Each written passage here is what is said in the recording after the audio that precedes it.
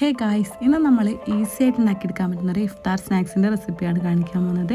നല്ല ക്രിസ്പി ആയിട്ടുള്ള ഒരു റോൾ കേട്ടോ, ചിക്കൻ വെച്ചിട്ട് ഈസി ആയിട്ട് ഉണ്ടാക്കിയെടുക്കാൻ പറ്റുന്ന ഒരു റോൾ. നമ്മൾ കുറേ ചിക്കൻ റോളിൻ്റെ റെസിപ്പിയൊക്കെ കാണിച്ചിട്ടുണ്ട്, പക്ഷേ ഇത് വെറൈറ്റി ആയിട്ട് ഈസി ആയിട്ട് ഉണ്ടാക്കിയെടുക്കാൻ പറ്റുന്ന നല്ല ടേസ്റ്റി ആയിട്ടുള്ള നല്ല ക്രിസ്പി ആയിട്ടുള്ള ഒരു ചിക്കൻ റോള്. അതിൻ്റെ കൂടെ തന്നെ ഉണ്ണിയപ്പം ഉണ്ട് കേട്ടോ. ഉണ്ണിയപ്പം ഇന്ന് നമ്മളെ രണ്ട് റെസിപ്പി, ഒന്ന് ചിക്കൻ റോളും ഒന്ന് ഉണ്ണിയപ്പം പള്ളിയിൽ കൊടുക്കാൻ വേണ്ടിയിട്ട് ഉണ്ടാക്കിയതാണ് കേട്ടോ. 27-ാം രാവിലെ ഉണ്ടാക്കിയതാണിത്. അപ്പോൾ പള്ളിയിൽ പരിപാടി ഉണ്ടായപ്പോൾ മധുരം കൊണ്ടുപോകണം, അതിന് വേണ്ടിയിട്ട് ഉണ്ടാക്കിയതാണ് കേട്ടോ അത്. പിന്നെ നമുക്ക് ഏത് മീനും വെച്ചിട്ട് ഉണ്ടാക്കിയെടുക്കാൻ പറ്റുന്ന ഒരു റൈസ്, ബിരിയാണിയല്ല, ഈസി ആയിട്ട് ഉണ്ടാക്കിയെടുക്കാൻ പറ്റുന്ന ഒരു റൈസും മീൻ ഫ്രൈ ആക്കിയതോ കേട്ടോ. അപ്പോൾ ഇതിൻ്റെ രണ്ടിൻ്റെ റെസിപ്പിയാണ് ഇന്ന് കാണിക്കാൻ പോകുന്നത്. അപ്പോൾ നമുക്ക് ആദ്യം നമ്മൾ ക്രിസ്പി റോളിൻ്റെ റെസിപ്പിയിലേക്ക് പോവാം. അതിന് വേണ്ടിയിട്ട് ഞാനിവിടെ 1.5 കപ്പ് മൈദ എടുത്തിട്ടുണ്ട്. അതിലേക്ക് ഒരു 1/4 കപ്പ് കോൺഫ്ലവർ. അപ്പോൾ ഇത് കൂടി പോകണ്ട കേട്ടോ, 1/4 കപ്പ് മാത്രം മതി. പിന്നല്ലേ ഇതിലേക്ക് പാകത്തിന് ഉപ്പും കൂടി ചേർത്ത് കൊടുക്കുക. എന്നിട്ട് നല്ലപോലെ ഒന്ന് മിക്സ് ആക്കി എടുക്കുക. ഇതില്ലേ ഞാൻ ഉറക്കത്ത് എനിക്ക് ഒരു 4 മണിക്കായിട്ട് ഉണ്ടാക്കാൻ തുടങ്ങിയത്. അപ്പോൾ നല്ലപോലെ ടൗണിലൊക്കെ പോയി ഭയങ്കര ക്ഷീണമായി. അതിന് ശേഷം ഉറക്കത്തു നിന്നൊക്കെ എണീച്ച് വന്നിട്ടായിട്ട് ഉണ്ടാക്കുന്നത്. അതുകൊണ്ട് തന്നെ പെട്ടെന്നൊരു എന്താ പറയുക, എന്തോ ഒരു കിളി പോയല്ലേ കേട്ടോ. ഇത് കുഴച്ചെടുക്കണോ കലക്കിയെടുക്കണോ എന്നൊരു കൺഫ്യൂഷനായി. അപ്പോൾ ഞാൻ ആദ്യം വെള്ളം ഒഴിച്ചിട്ട് ഇങ്ങനെ കുഴച്ചെടുത്തു. പിന്നെ ആലോചിച്ച് പഠിച്ചോനിത് കലക്കിയെടുക്കേണ്ട മാവാണല്ലോ എന്ന് വെച്ചിട്ട് പിന്നെ എന്ത് ചെയ്ത് ഇതേപോലെ കുറച്ച് നല്ലപോലെ വെള്ളം ഒഴിച്ചിട്ട് കലക്കിയെടുക്കുന്നുണ്ട് കേട്ടോ.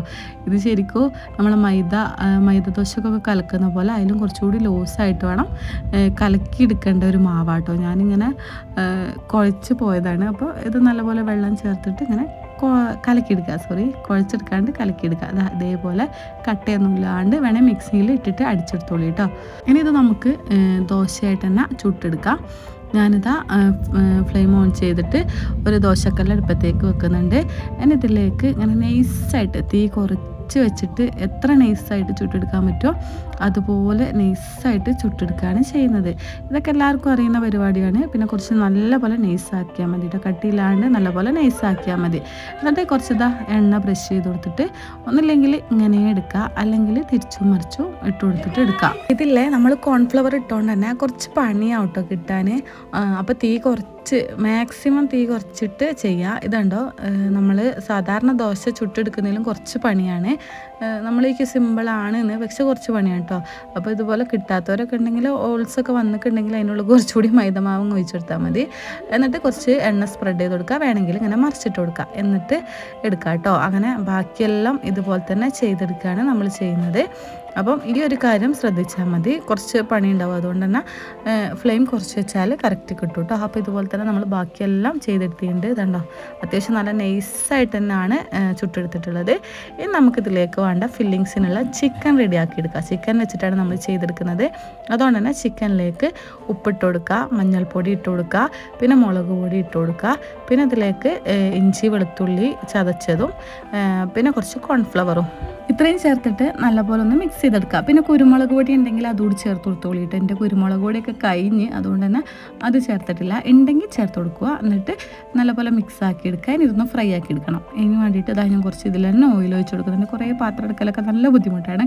അതുകൊണ്ട് ഇതിൽ തന്നെ അങ്ങോട്ട് ഓയിൽ ഒഴിച്ച് കൊടുത്തിട്ട് പിന്നെ ഫ്ലെയിം ഓൺ ചെയ്തിട്ട് അടുപ്പത്തേക്ക് വെച്ചെടുക്കുന്നുണ്ട്. നമ്മൾ എന്ത് ചെയ്യാറ്, നോമ്പല്ലേ, അപ്പോൾ കുറേ പാത്രം ഇങ്ങനെ കഴുകാനാക്കണ്ടല്ലോ, ഒറ്റൊന്നിൽ തീർത്താൽ അത്രയും നല്ലത്. അപ്പോൾ ഒരു ഭാഗം ആയിക്കഴിഞ്ഞാൽ അടുത്ത ഭാഗം മറിച്ചിട്ട് കൊടുക്കുക. നമ്മൾ ഇട്ടേം പാട് നല്ല ഹൈ ഫ്ലെയിമിൽ വെക്കുക. എന്നിട്ട് ഒരു 2-3 മിനിറ്റ് ഇങ്ങനെ മിക്സ് ആക്കിയിട്ട് ഇളക്കി കൊടുക്കുക. എന്നിട്ട് നല്ലപോലെ ഫ്രൈ ആയിക്കഴിഞ്ഞാൽ നമുക്ക് എന്ത് ചെയ്യുക, ഇതങ്ങോട്ട് കോരി മാറ്റാം. ഇത് കുറച്ച് നല്ലപോലെ ഫ്രൈ ആവണം കേട്ടോ, നല്ല ടേസ്റ്റ് ഉണ്ടാവും. കുറച്ചിങ്ങനെ മുരിഞ്ഞ് വരണം, നല്ല ടേസ്റ്റ് ഉണ്ടാവും കേട്ടോ. എല്ലാം ഇതുപോലെ തന്നെ കോരി എടുക്കുന്നുണ്ട്. ഇനി ഈ ഒരു എണ്ണയിലേക്ക് തന്നെ ഒരു 2.5 ഉള്ളി എടുത്തിട്ടുണ്ട്. 2.5 ഉള്ളിയും ഒരു പച്ചമുളകും മതി. നമ്മളിവിടെ കുറച്ച് കുഞ്ഞു മക്കളൊക്കെ ഉള്ളതുകൊണ്ട് ഒരു പച്ചമുളക് ഇടുന്നുള്ളൂ കേട്ടോ. എന്നിട്ട് നല്ലപോലെ മിക്സ് ചെയ്യുക. ആ ഒരു ഉള്ളി ചെറുതായിട്ടൊന്ന് വാട്ടിയെടുക്കുക. ചെറുതായിട്ടൊന്ന് വാടി വരുമ്പോൾ ഇതിലേക്ക് ഇഞ്ചിയും വെളുത്തുള്ളിയും പേസ്റ്റ് ചേർത്ത് കൊടുക്കുക. ഇതിലേക്ക് പാകത്തിന് ഉപ്പും കൂടി ചേർത്ത് കൊടുക്കുക. പിന്നെ നമ്മളിതിൽ പൊടികളായിട്ട് ചിക്കൻ മസാല ചേർത്ത് കൊടുക്കുന്നുണ്ട്. പിന്നെ ഈ ഒരു മസാലയിലേക്ക് കുരുമുളക് പൊടി എന്തായാലും നിർബന്ധമാണ്, അതുകൂടി ചേർത്ത് കൊടുക്കുക. പിന്നെ കുറച്ച് മല്ലിച്ചപ്പും കറിവേപ്പിലേക്ക് ഇട്ട് കൊടുത്തിട്ട് നല്ലപോലെ ഒന്ന് മിക്സ് ആക്കി കൊടുക്കുക. നല്ലപോലെ മിക്സ് ആക്കുക. ആ ഒരു പൊടികളെ പച്ചമണമൊക്കെ മാറിക്കഴിഞ്ഞാൽ നമ്മൾ ചിക്കനില്ല, ആ ചിക്കൻ വേവിച്ച് വെച്ചത് എന്ത് ചെയ്തിട്ടുണ്ട്, ചെറിയ ചെറിയ പീസസ് ആയിട്ട് കട്ട് ചെയ്തിട്ടുണ്ട്. ഇങ്ങനെ നുറുക്കിയെടുത്തില്ല, ചെറിയ ചെറിയ പീസായിട്ട് കട്ട് ചെയ്തെടുത്തിട്ടുണ്ട്. എന്നിട്ട് ഇതെല്ലാം കൂടി നല്ല പോലെ മിക്സ് ചെയ്തെടുക്കാം. ആ ഒരു മസാലയും ഉള്ളിയും എല്ലാം കൂടി നല്ല ചിക്കനിലേക്ക് പിടിക്കുന്ന തരത്തിൽ നല്ലപോലെ മിക്സാക്കി എടുത്താൽ നമ്മൾ ആ ചിക്കൻ ഉള്ളിൽ വെക്കണം ഫില്ലിങ്സ് റെഡി ആയിട്ടുണ്ട്. ഇത് അത്യാവശ്യം നല്ല ടേസ്റ്റി ആയിട്ടുള്ള ഫില്ലിങ്സ് ആയിട്ട്, പക്ഷേ ചിക്കനൊക്കെ നല്ല ഫ്രൈ ആയിട്ട് നല്ല ടേസ്റ്റ് ഉണ്ട്. ഇനി ഇത് റെഡിയാക്കി എടുക്കാം. ഞാനിതാ നമ്മൾ റെഡിയാക്കി വെച്ച ദോശയിൽ നിന്ന് ഒന്നെടുക്കുന്നുണ്ട്.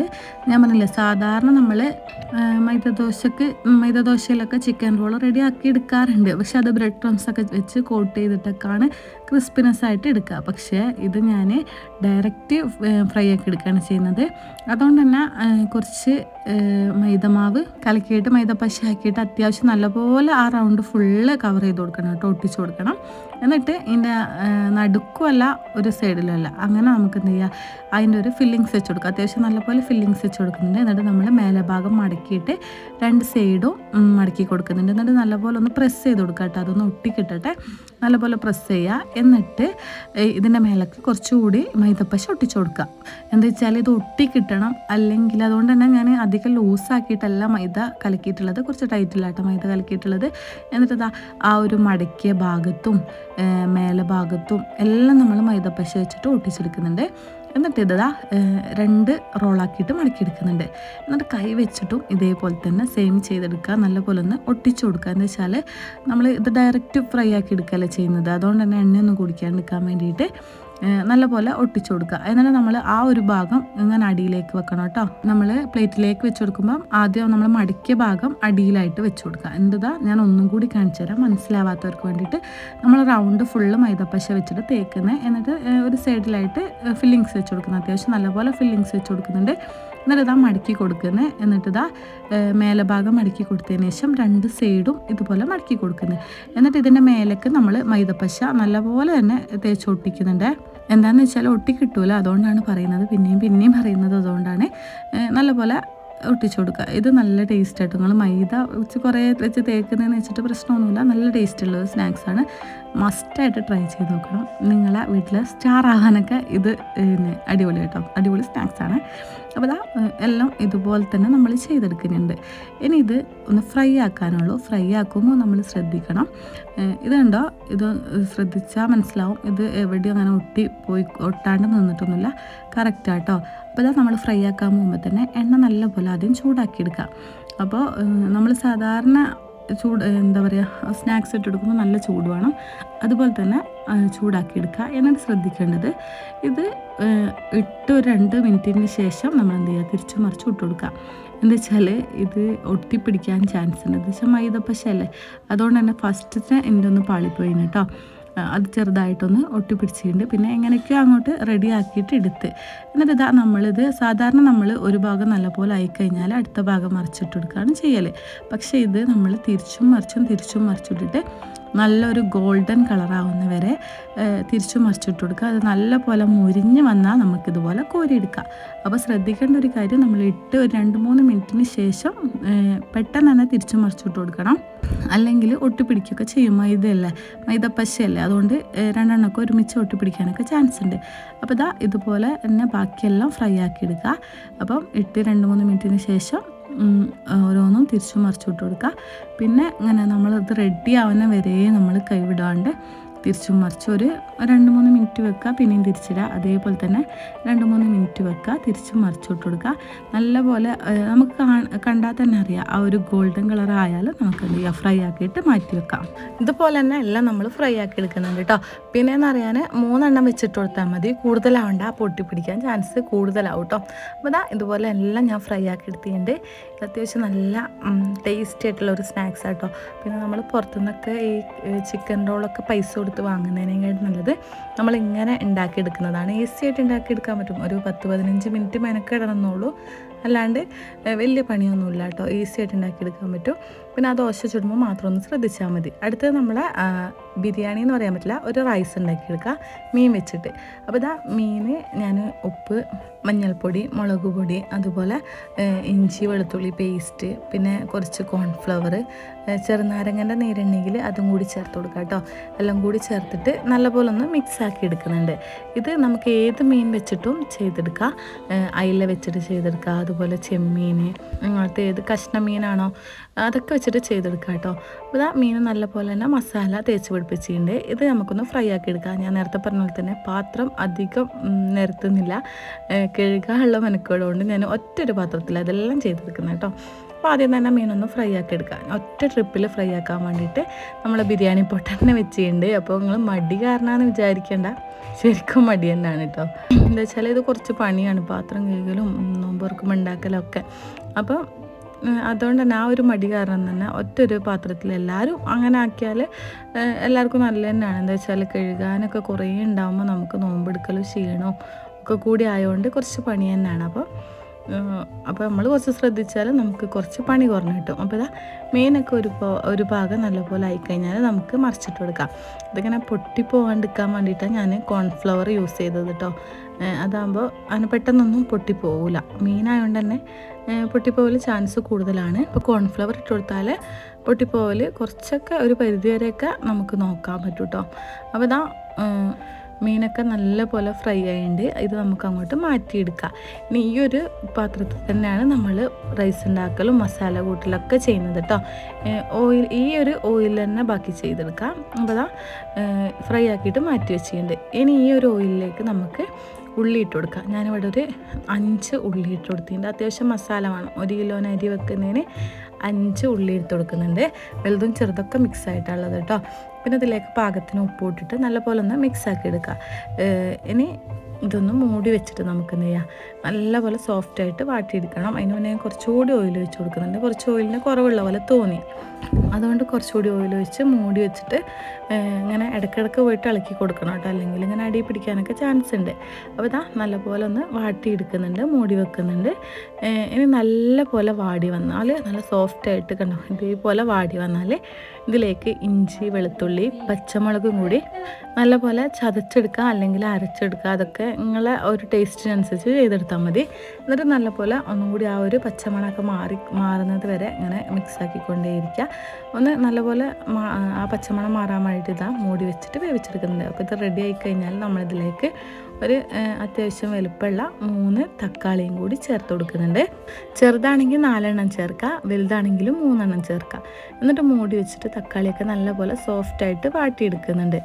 ആ തക്കാളിയൊക്കെ നല്ലപോലെ ഒന്ന് വാടിക്കിട്ടണം കേട്ടോ, എന്നാലാണ് ആ ഒരു കറക്റ്റ് ടേസ്റ്റ് ഉണ്ടാവുക. അപ്പോൾ നല്ലപോലെ സോഫ്റ്റായിട്ട് വാടിക്കഴിഞ്ഞാൽ അതിലേക്ക് നമ്മൾ കുറച്ച് ബിരിയാണി മസാല ചേർത്ത് കൊടുക്കുന്നുണ്ട്, ഒരു 2 ടീസ്പൂണ്. പിന്നെ അതിലേക്ക് 1 ടീസ്പൂണ് ഗരം മസാലയും കൂടി ചേർത്തിട്ട് നല്ലപോലെ മിക്സ് ചെയ്തെടുക്കുക. പിന്നെ കുരുമുളക് പൊടി 1 ടീസ്പൂണ് ചേർത്ത് കൊടുക്കുക കേട്ടോ ഈ സമയത്ത്. പിന്നെ ഇതിലേക്ക് നമ്മൾ നല്ലപോലെ ആ ഒരു മസാലൻ്റെ പച്ചമണമൊക്കെ മാറിയാൽ ഇതിലേക്ക് ഒരു 4 ടേബിൾ സ്പൂൺ തൈരും കൂടി ചേർത്ത് കൊടുക്കുന്നുണ്ട്. ഇതിൽ വീട്ടിലുണ്ടാക്കിയോണ്ട് തന്നെ അത്ര പുളിയില്ല, അതുകൊണ്ട് തന്നെ ഞാനിതിലേക്ക് ഒരു ചെറുനാരങ്ങ, ഒരു അരമുറി ചെറുനാരങ്ങൻ്റെ ജ്യൂസും കൂടി ചേർത്ത് കൊടുക്കുന്നുണ്ട്. എന്നിട്ട് നല്ലപോലെ മിക്സാക്കി എടുക്കുക. ആ ഒരു എണ്ണ തെളിഞ്ഞ് വരുന്നവരെ മിക്സാക്കുക കേട്ടോ. തൈരിൻ്റെയൊക്കെ ഒരു മണമൊക്കെ പോയി എണ്ണ നല്ലപോലെ തെളിഞ്ഞ് വന്നാൽ, ആ ഒരു തൈര് ഒഴിച്ചെന്ന് തന്നെ അറിയാൻ പാടില്ല, ഇങ്ങനെ ആയി വന്നാൽ നമുക്കിതിലേക്ക് ആ ചെറിയ ചെറിയ പീസസ് മീനുകളൊക്കെ അല്ലേ, അതിനൊരു നമ്മൾ ഫ്രൈ ആക്കിയെന്നൊരു 4 കഷ്ണം മീൻ ഇതുപോലെ പൊടിച്ചിട്ട് ഇട്ട് കൊടുക്കാം.